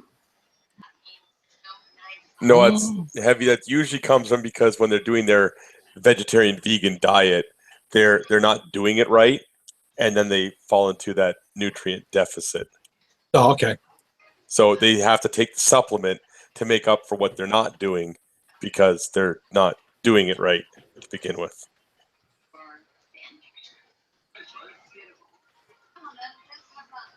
Yeah, I can't. I can't. No. I need meat in my life. Yeah. I like my meat. I like big meat. You heard it here, people. Steve likes big meat. Don't we all like big beef? Big, tasty, juicy beef. I'm still mad that you and I got killed by a guy named Big African Dick. Multiple times. Yeah, Big African Dick fucked me over. But you know what? I've gotten a lot better at that game in the last couple weeks. You snipe now? Oh, yeah. Yeah, I'm pretty good at it. I'm not using a sniper rifle, though. I'm actually using just a regular rifle. It's like a step down from a sniper rifle. You got to hit him 3 times, but you can go pop, pop, pop if you get him right. I'm playing WoW as we speak, so. Yeah, I can't get back into WoW. This is okay. Yeah, they actually tell you the story of Illidan now, like from birth. Refresh my memory. I know it's Illidan Storm Rage, but I'm trying to remember his history. He's the knight. He was the main boss in BT, but he he's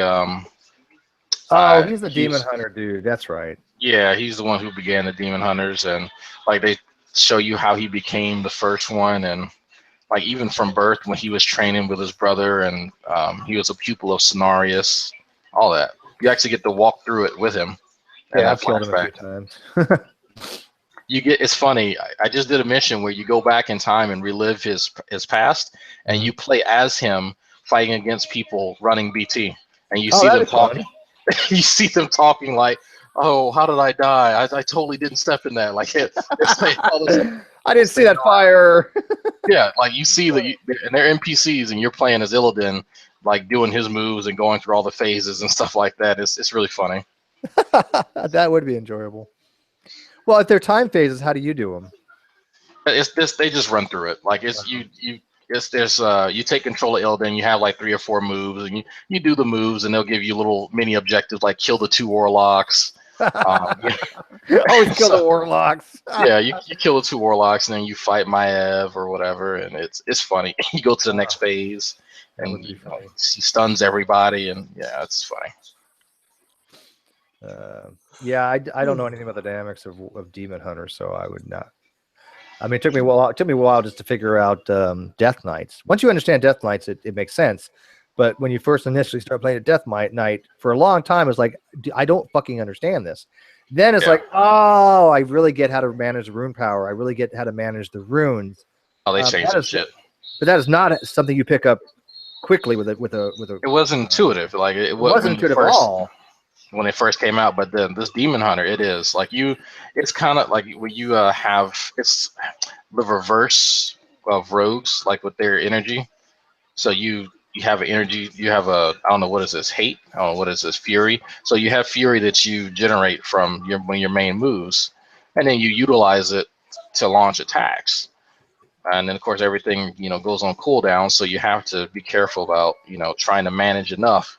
And I'm sitting here just trying to continuously hit the moves I need to do for my active mitigation and keep my my fury up. Mm-hmm. It's a pretty good challenge. Yeah, I just play a Fury Warrior. But anyways, I think we've lost the topic, so I don't know if anybody wants to come in. Obviously it's not going to be a long hangout because I don't know, people aren't really joining us. We got like 54 people watching, but Tommy bit us. He didn't want to join. No, Tommy ran away, but that's okay. I mean, I wasn't expecting him to come in. These guys don't ever want to come in, right? I mean, the Clowncar posse is done. He feels victimized. There has-beens. They're last year. This is 2017. Fuck them. I mean, they have nothing new. It's just the same old diatribe. It's like, come on, give us something else to debunk. Invite C. Brown. He's a master in genetics. I mean, I was just playing with popsicle sticks in my genetics class, and I'm sure he'd laugh at that. Well, he and CRISPR were supposed to have a little chat. That never happened. Another one, but I mean, I've listened to 3/4 of the first one, and it's fucking painful. It is painful. I know. I've listened to that one too. You keep talking about function. What are you talking about genes? You keep saying function. I don't know what that means. Like, what do you mean? Yeah, he had no idea what was going on in that conversation. Are you serious? He was so lost and just throwing shit out there. And God bless, CRISPR for trying to get back on track and trying to explain to him shit. But, CRISPR was realizing that this guy really is just throwing out a bunch of words and not really understanding the concepts. Like when because I was listening, I was following it, and I kind of saw where their point of contention was. I was like, okay, I somewhat see. And then he threw out that whole like the function thing, and he approached CRISPR like function is not what we look for in genes. Like I'm sorry, like why are we even discussing a gene that does nothing? That like if it doesn't code for a protein, why are we even talking about it? Like I don't. It's like talking about a pizza parlor that doesn't serve pizza; it serves wings. So why do we care? But he seemed to be lost on that. It's just sad. I just had this guy. This guy's a lawyer, and he just wrote me in Facebook. I want to go through this bit by bit. He says, "I don't have to be a scientist to see how absurd." Now, get this, you guys, pay attention here. Everybody, stop what you're doing in live feed. This is classes. This is great. This is what he says, and this guy's a lawyer. Quote: "I don't have to be a scientist to see how absurd vertical evolution is." Vertical evolution? Normal reproduction, vertical gene transmission. Is he looking at a clone? Does he think that we're all clones? I mean, does he understand what vertical gene transmission is? I reproduce via parthenogenesis. I don't know about you. I shat out a kid.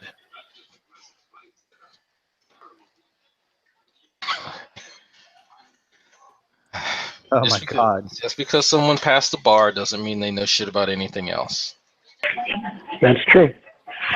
You have a lady that's like, what is her name? Betsy DeVoe knows dick all about education, but is going to run like she's going to be what the Secretary of Education or some shit. Is that what the job is called? Never been to public school, never had personally dealt with FAFSA or any type of federal government aid or anything like that. Just like that. That's what it kind of reminds me of. But it's like it's the same thing with Tommy though. Tommy does like he's a gardener or something, which is fine.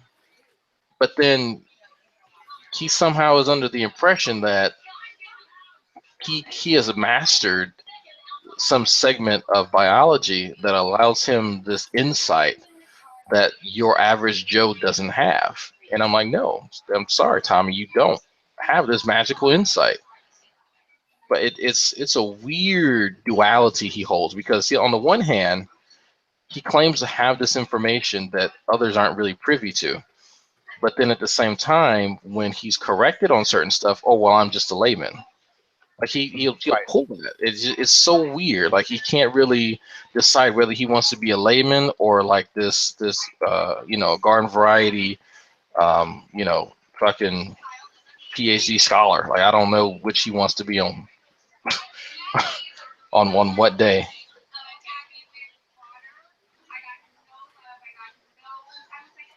I saw part of that that conference or whatever was Senator Al Franken. I didn't know he was a senator. And he's a pretty good comedian. Byrne, whatever. They were interviewing her or questioning her and stuff, and it's like she has this look on her that looks like this woman that Dawkins interviewed back in 2008, and I forget her name. I just did a picture of them. I did a picture of her. Oh yeah, they're side by side. Yeah, and it's like they look the same.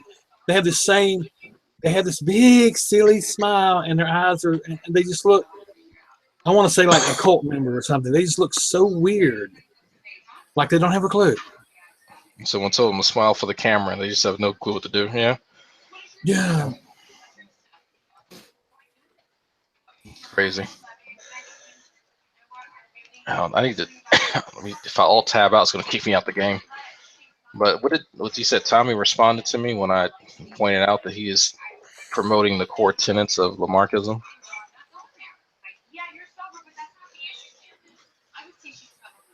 Or did Steve go AFK? No, what? So did Tommy reply?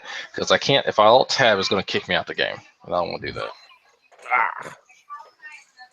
I mean, I'll go look at it later, but I don't think he really said anything of substance. I don't think he really ever says anything of substance.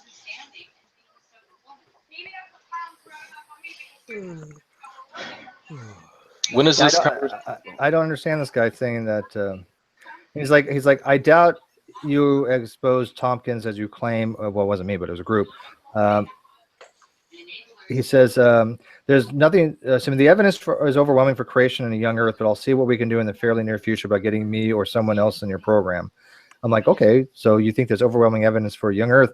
Can you give me one thing? I just overwhelming implies there's a lot of shit. I would take one piece of evidence. I have yet to find one piece of evidence that indicates a young Earth. One. That's why I'm going about it a different way and say, all right, well, let's treat creationism, ID, whatever. Let's treat ID as a scientific hypothesis, a genuine scientific hypothesis. What is your null hypothesis for it? And no one's been able to give me anything. And it's not one of those aha, I got you moments. It's one of those things where it's like, that's a problem. That's a serious problem, because if there's no condition that will disprove your hypothesis, then your hypothesis is very, very weak, incredibly weak, to the point that anything will prove it. So it's what type of explanatory power does it have when everything in the world explains it? So well, they say if God is if God is the explanation, then it has no explanatory power because it explains everything. Yeah, I just it's like, what tests can you run, to kind of help you along the way a little bit.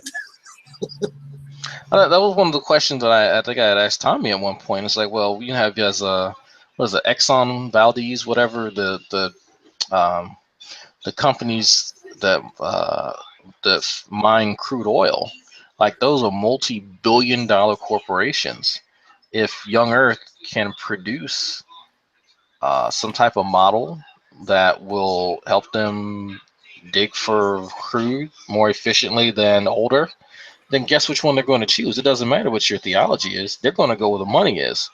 So, do they have something, of substance that they can offer for that? And no, not gotten anything, not even like, so what, like, what's a prediction that young Earth creationism has been able to hold as a example of its explanatory power? Oh, well, you find things that are designed. Oh, you look for things that are designed. Oh, you found things that are designed. That's cool.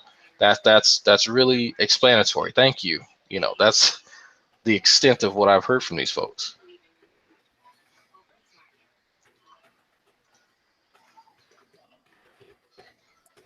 Seemed like, I don't remember for sure, but it seemed like that someone would point out something, in an animal's DNA or physiology or something, and said, well, this was designed. But then when you ask them, well, how this can also be explained by natural processes. How do you know that this was a divine design and not just something natural? What distinguishes it from being a divine creation to being just something that can happen naturally?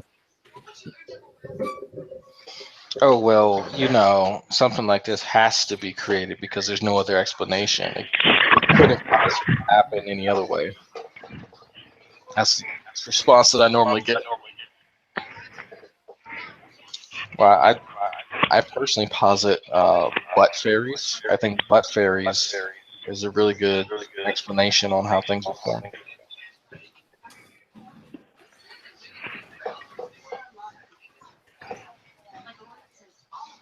Some people disagree. I think butt fairies is an awesome explanatory agent. The echo. Echo. Echo.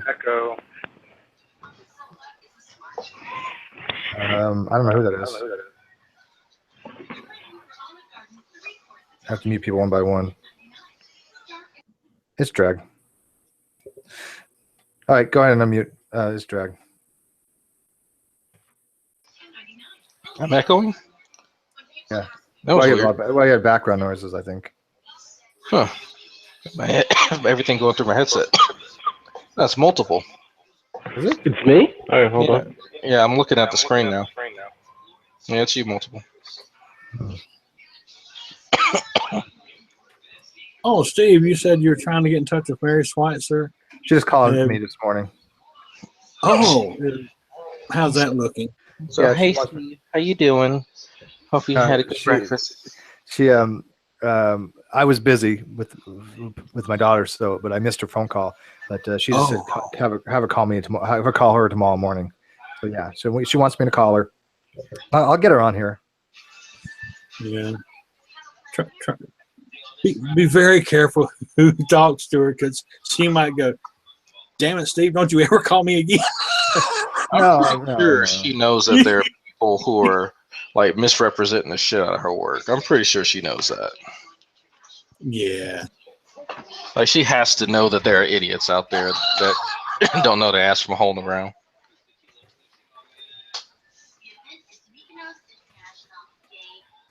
It still amazes me that people the younger creationists, where they keep coming up with the same things over and over and over that are so wrong. And well, look at last night. Over and over, here's why it's wrong, and they still keep coming back with the same shit. Well, I think last night was a good example because, like, he brought out the no true Scotsman fallacy, Pascal's wager. Some people just don't know these arguments and don't know that they've been refuted. So I'm hoping that was, and I think last night he felt attacked. Have you spoken to him since then, Steve? Did I talk to who? Lived it? No, I haven't talked to him since then. He just got all butthurt. Y'all had a falling out? Well, I got called out on just being dodging and evasive, and I was just kind of had enough. And I mean, He's lived it. You don't tell him shit. Well, people kept pointing out to him that he just was not answering questions and being evasive, and I called him out on his bullshit, and he took it personally. You don't tell someone who lived through it that they're full of shit. All right. I'm sorry. I find his screen name very pretentious, like incredibly fucking pretentious. What, lived it? Yes. What is it? What is it refers to? As a person who said, well, I've lived it, they refer to that as a sign that they have been through whatever scenario that you're bringing up. Like there's nothing you can tell them because of their personal experiences. They are at the pinnacle of understanding of whatever the fuck it is. So Well, one of those, I don't need formal education. I'm the school of hard knocks because I've lived it kind of thing. yeah, it's kind of along that vein, and maybe it's because of how I grew up. I saw a lot of that, and it's really annoying and it's fucking stupid. Yeah. That I find that ridiculous. But he may not have had that type of motivation for the screen name. No, I don't know. But I mean, like I said, I kept getting, I wasn't mad at him. It's just I'm getting a little bit frustrated. But it's like, dude, you're not listening to the questions. I ask you something, and he answered something completely different, and I get tired of when people do that. I mean, you can answer a question directly and then give a qualifier. I have no problem with that. If I ask you a yes or no question, give me a yes or no answer, then give your qualifier. I don't find a problem with that, right? Say yes, but, or yes, but let me qualify that. That's fine to do. But I'll be asking a yes or no question, and he'll be talking about freaking something completely unrelated. And I don't want to go down that path, so I shut them off because I don't want somebody spending, 2 or 3 minutes talking about something that had nothing to do with my question. And I will shut them down when that happens. Steve is just being a bully. Yeah, well, I mean, I get to the point where it's like, look, if you can't answer a direct question, it wasn't just me.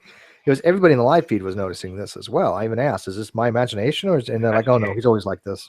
Yeah. When you get labeled as somebody who can't answer direct questions, I mean, it is notable by people. It's just... Nah, it was true. And I don't know, he started getting fixated on me, too.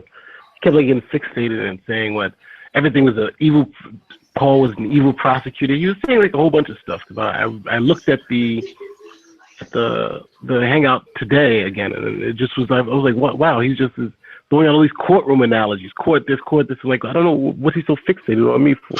I didn't even get the courtroom analogies. They were just off the wall. No more locked doors.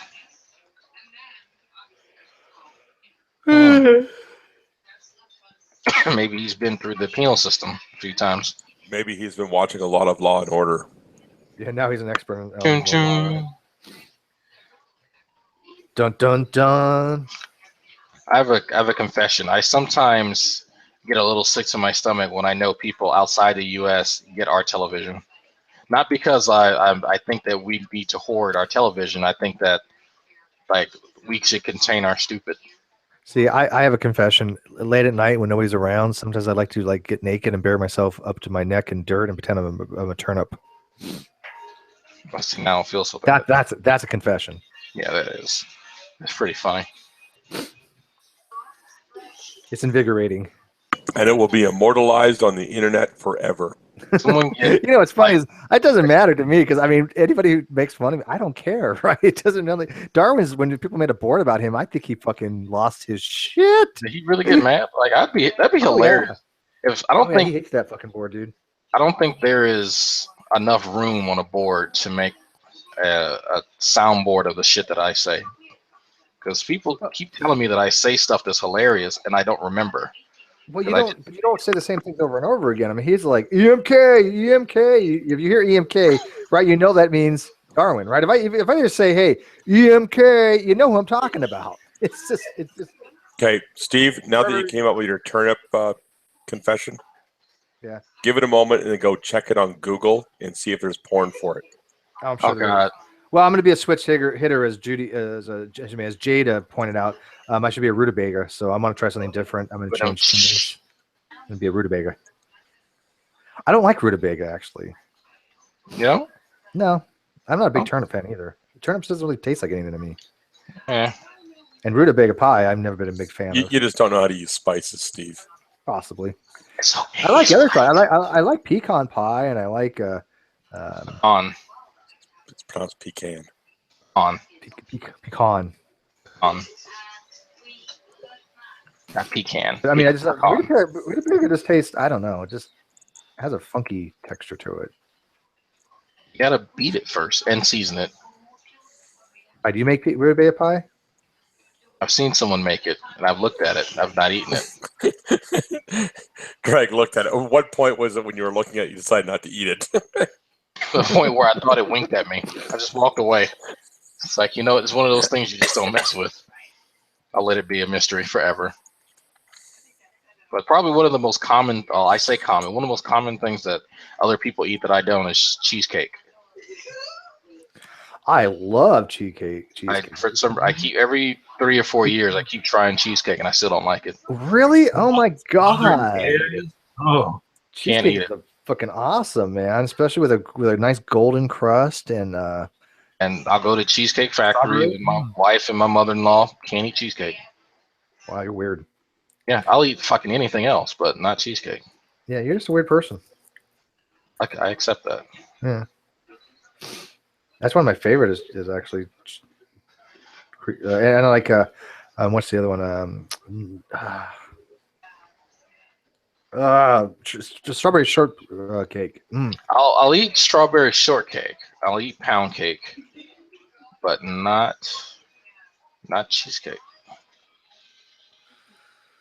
What else did we want to go over before I end this feed? There's something. I'm pretty sure there's something in the chat. Well, I guess Incorporated left because we got done talking about his Bumblebee controversy. Yeah, they didn't know it was so controversial. Not looking at the feed or the Hangout, so I don't know.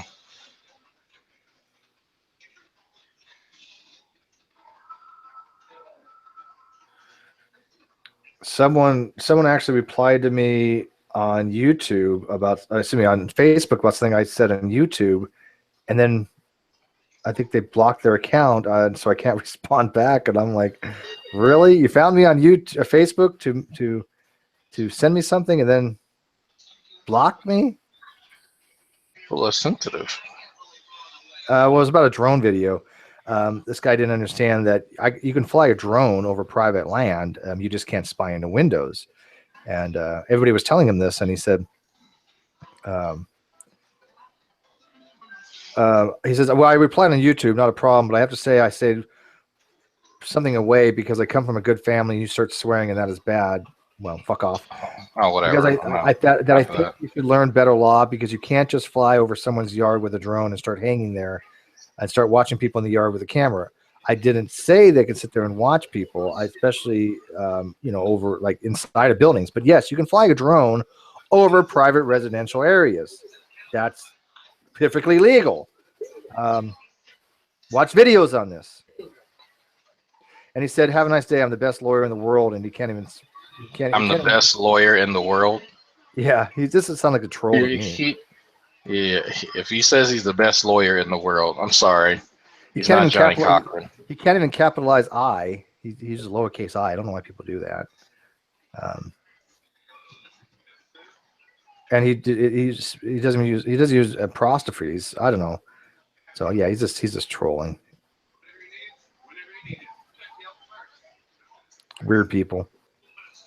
There's weird people on Facebook. Well, he was on YouTube, but he didn't want to reply on Facebook because I guess I cursed. Fuck off. Steve said. Steve has a sailor mouth. I do. Fuck off, Drag. Fuck off. Sailor mouth. Yeah, I'm not really in this touchy-feely. Oh my god, he cursed kind of. Tommy's all sensitive about that shit. Tommy's sensitive about a lot of things, but not anal sex. He'll open up about that. Yeah, literally. He'll open up about that all day. Well, I gotta tell you, man, I have seen a correlation with people that are so homophobic that tend to be gay. So, I mean, I'm not saying that he is or isn't, but there is a correlation there. I'm just saying, those subscriptions to that channel on how to be gay. It's just anyway. That was research. That was just curiosity. Oh yeah. I look into how to have anal sex with my partner all the time and how to be a power bottom. It's something I frequently look into. Yeah, can you imagine Dragon as a power bottom? Oh God. Yeah. He's like, yeah, actually, I could. My wife has said that she can't imagine me gay. It's like I can't imagine me gay either. I don't think I'd make a very good gay. I don't think I would either.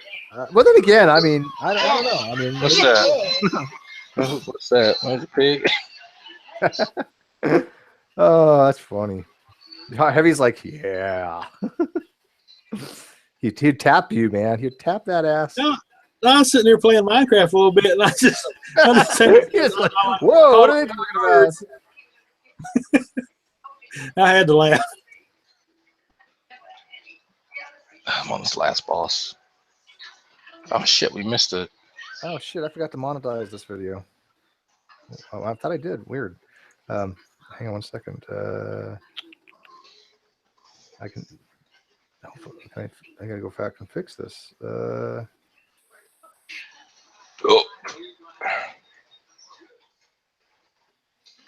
Yeah, I didn't monetize it. Hey, can everybody like refresh?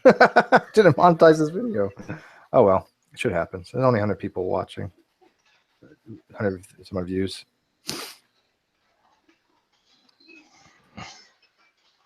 50-something people. That means Steve earned an entire 10 cents. If that. No, I don't care. That's not. This is not. It's been a big video.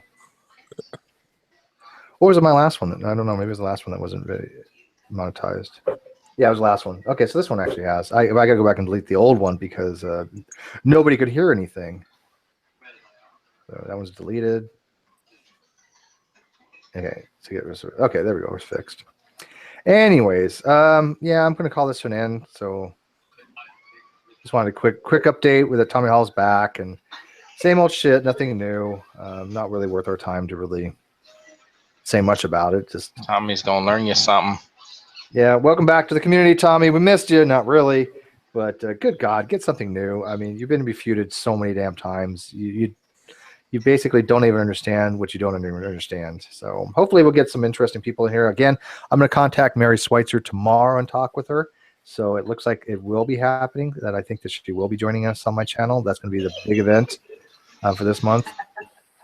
And then I'm trying to get some young earth creationist lawyer that said he's going to come on and talk about Tompkins' work, although he doesn't understand that. He claims that vertical evolution doesn't happen. Now, I don't know if he means vertical gene transmission or he means like anagenesis, because there is a term called anagenesis that is referred to as vertical evolution, which is not cladogenesis, right? It's not the branching of speciation; it's the linear change of speciation, like the more of the Pokemon approach. But it does happen; it's very rare. But there is a type of speciation that does occur that is a linear progression without a branching. That's called anagenesis. But I don't think that's what he's referring to as vertical evolution. So, but people have referred to it as such. But I would have to ask when he gets on. But I'm like, okay, you're a lawyer and you're defending Tompkins' work. This ought to be interesting because here's all the videos that we've talked about Tompkins' work, and we've had actual people into biology come in and try to defend it, and they couldn't do it. So good luck, buddy. But we'll look forward to it. So I'll keep you posted on that, guys. Okay. Sounds good. All right, for now, I am going to actually have a little dinner, and then I'm going to watch ABT. Play ABT. So if anybody wants to join me on ABT, let me know, which is All Points Bulletin. I'll play for about 2 hours or so, maybe less. I'm about to get off a while and go lay down with my wife and rub her butt. Oh, that's sweet. Amen to that. Yeah, go rub her butt. Because if you don't rub her butt, somebody else will rub her butt. So just remember that, guys. Got to treat your ladies right. All right, I'm out of here. Good night, guys.